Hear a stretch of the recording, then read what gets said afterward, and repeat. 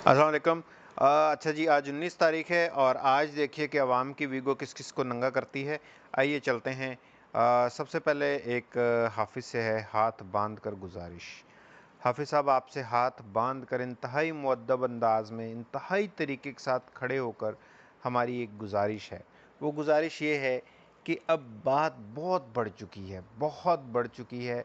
आप कुछ भी कर लें, आप अवाम के दिल में अपनी इज़्ज़त को वापस नहीं ला सकते।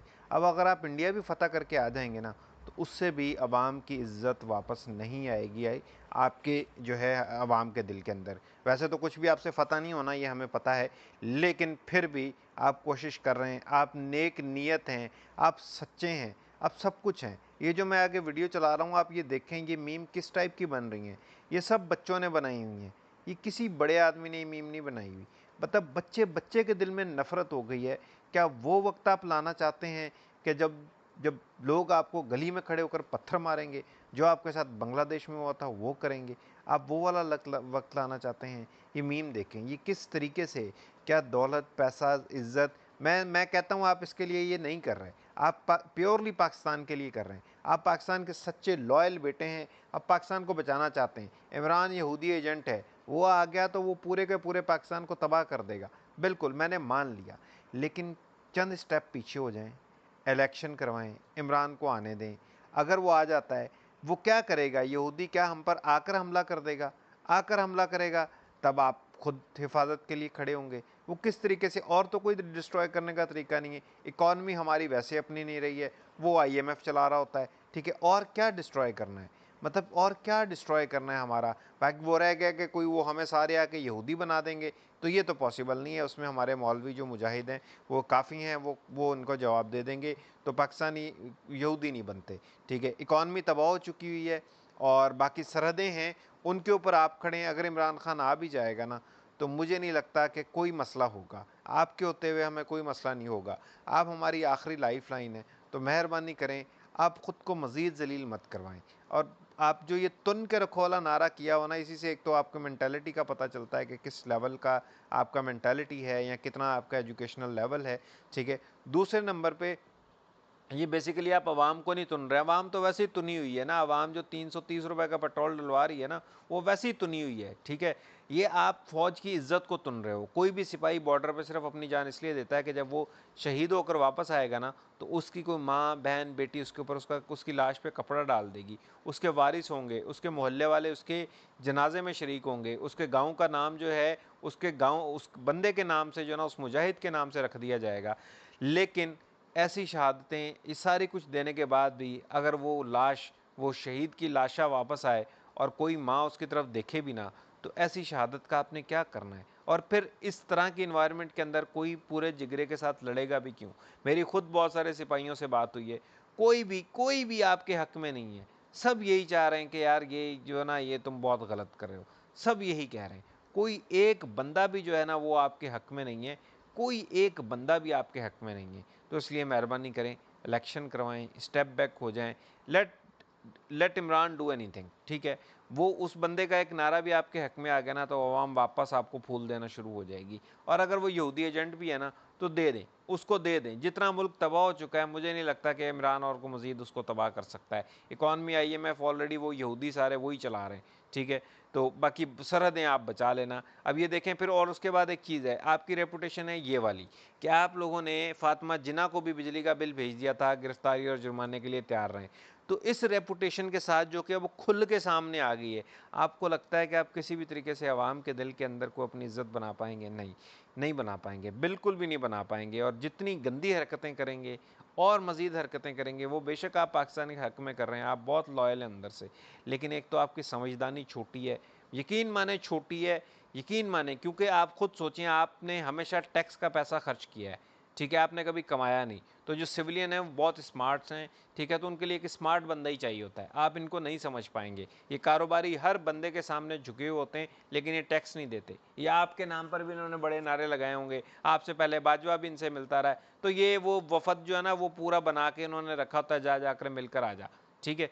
तो ये आपको ये बेवकूफ़ बनाकर अपना सिर्फ फ़ायदा करेंगे, और आपका जो टारगेट है वो कभी भी पूरा नहीं होगा, इसलिए कि आपकी समझ ही नहीं है।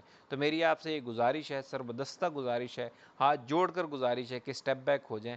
आने दे इमरान खान को, बनने दे यहूदी, ठीक है। वो मुसलमानों को यहूदी नहीं बना सकेगा, और एक भी मुसलमान रहा तो वो नया पाकिस्तान दोबारा बना लेगा, कोई मसला नहीं है, ठीक है। हाँ, अगर वो सरहदों की तरफ से आएंगे तो आप वहाँ पर खड़े हुए, इकॉनमी ऑलरेडी चला रहे हैं, तो उसको कम से कम अवाम ये टारगेट तो देगी कि तूने इतनी उम्मीदें दिलाई है तो इकॉनमी तो ठीक कर। और अगर वो नहीं कर पाया तो अवाम उसको नीचे फेंक देगी, क्योंकि अवाम को उसी ने सिखा दिया है कि जो परफॉर्म ना करे उसको किक मारो, और उसकी सबसे बड़ी मिसाल आप हैं कि आपको अभी हर जगह से किक्स पड़ रही हैं। तो आप सारे लोग, ऑडियंस से भी मेरी गुजारिश है, हाफिज़ साहब से सरबदस्ता गुजारिश करें, इसे गालियाँ ना दें, ऐसी उल्टी सीधी मीम ना बनाएं, सरबदस्ता गुजारिश करें, शायद उसको अकल आ जाए, शायद उसके अंदर से कुरान की कोई आयत बोल पड़े कि हाँ भाई, तू जो खिदमत, जो खल्क़े खुदा है, उसकी आवाज़ सुन ले। चलें जी, आगे चलते हैं। ये बस ये हाफिज़ से गुजारिश थी, आगे चलते हैं। अब बगैरता कहता है ये ठीक कह रहा है, वो आ भी नहीं रहा, वो क्या कहते हैं आसिफ, वो आ भी नहीं रहा, ठीक है। तू भी भाग गया, ये भी नहीं आएगा, बेफिक्र रहो, ये नहीं आएगा, ये एम्पायर को मिलाने वाला ये नहीं आएगा। वैसे है बगैरता, ये तूने ठीक कहा। आगे चलें जी। भाई, ना इनसे एफिड्रीन का हिसाब मांगो, ना इनसे एवन फील्ड का हिसाब मांगो, ना इनसे चौधरी शुगर मिल का हिसाब मांगो, ना इनसे हुदैबिया पेपर्स का हिसाब मांगो, ना इनके बच्चों से हिसाब मांगो, ना इनकी लड़की से हिसाब मांगो, ना इनके झूठों का हिसाब मांगो। यानी कि कोई भी इनसे हिसाब ना मांगे, बस इनको दिए जाए, इनको हर हाल में दिए जाए। ये इसकी शक्ल देख रहे हैं आप, ये कौन कह रहा है। बहरहाल अब इनके लिए तो जो ना तेज़ाब के टब के अंदर इनका गुस्ल है, वही ड्यू है, वो इंशाल्लाह करवाना ज़रूर है इन लोगों को। आगे चलें जी। तो सॉरी, ये फिर वही आ गया।